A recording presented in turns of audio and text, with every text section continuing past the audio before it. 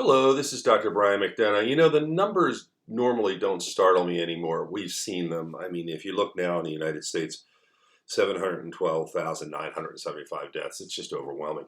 But I wanted to talk about something I alluded to in my last report, but I think it's important. I looked at the 28-day run of COVID deaths.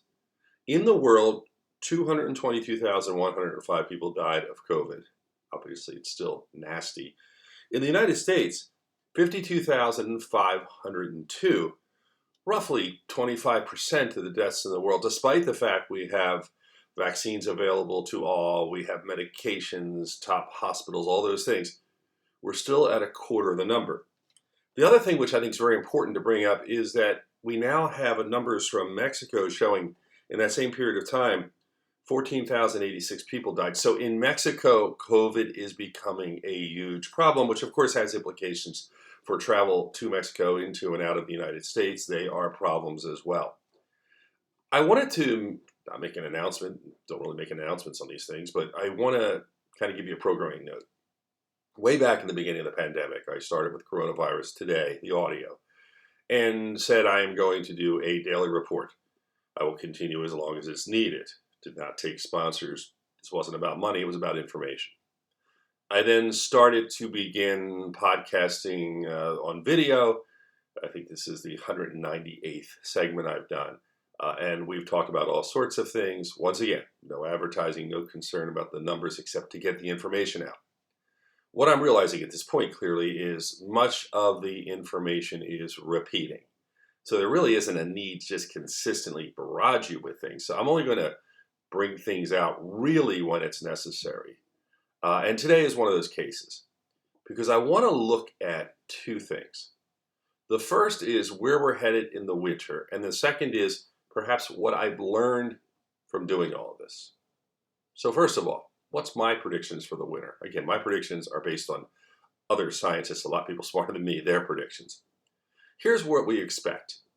We saw that in the South, in the United States, we had a very high death rate, case rate, and that was particularly associated with two things.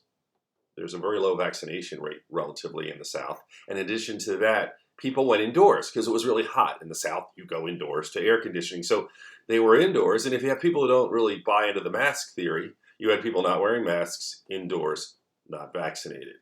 Thus, high number of cases, not being vaccinated, high number of deaths. So what do we expect in, let's say, the Northeast? Well, we already have seen that in the Midwest states where it can get colder earlier in certain parts, and in those parts with low vaccination rates, we've seen the high number of deaths and the high number of cases.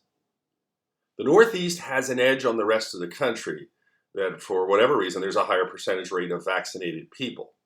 That may not cut down the overall number of cases dramatically. We don't know that.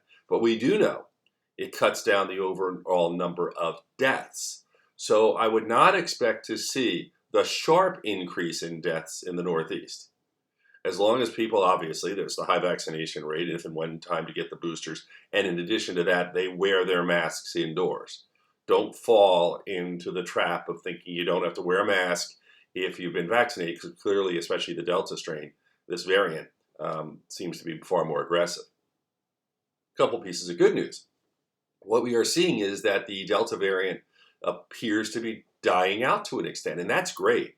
Right now, we have the highest deaths. You can see it, the rate's way up, but if you follow it 2 weeks out, it's going to start going down. So that's good news for all of us. Finally, what have I learned since the beginning of this?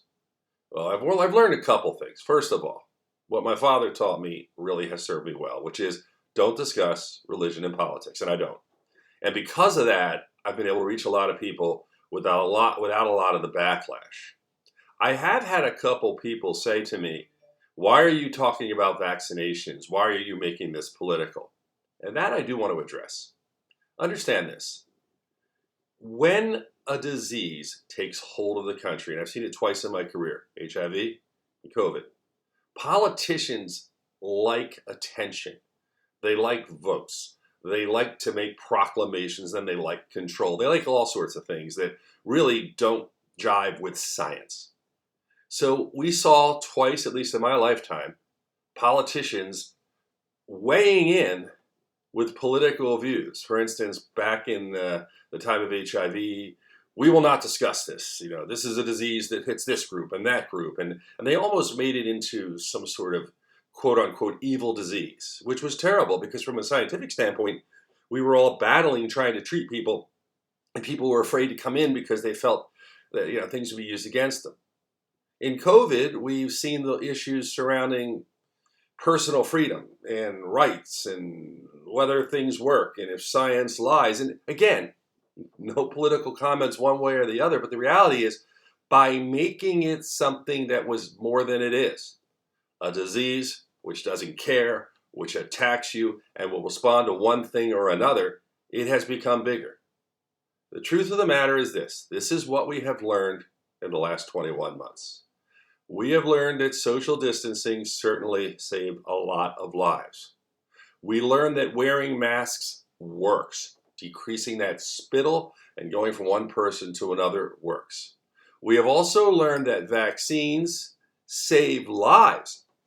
They may not necessarily stop you from getting the infection, but when you get it, the vast majority, I'm talking vast majority of people may get sick, one extreme or another, but very few end up in the ICU and even fewer die.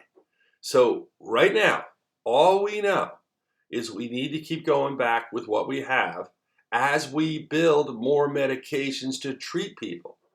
Everyone's going to have their own personal view. Everyone's going to look at this one way or another. And regrettably, for whatever reasons, it has become politicized. But again, you're listening to someone who's not taking sponsorship, doesn't care about any financial, political, greater glory out of these things, just trying to give the information. So there's a lot of people out there who are really trying to do what I'm doing. Listen to them, try to filter it out, and if I've been any help, great. Just remember, you are making decisions that can impact you and your family, and you just want to know all you possibly can and listen to, hopefully, your doctor who you talk to those you trust in the scientific field, and just try to filter all the noise that's out there and realize that people without medical training can make decisions, and sometimes they're right, but they may not have that depth of knowledge that's necessary to kind of calculate things. And remember, every time I talk, I tell you that I have taken information from people a heck of a lot smarter than me, have worked through it, and just try to communicate it to you. Don't think you're a genius. I'm not a genius, and please do not think just because someone's on television or someone's a politician, they're a genius.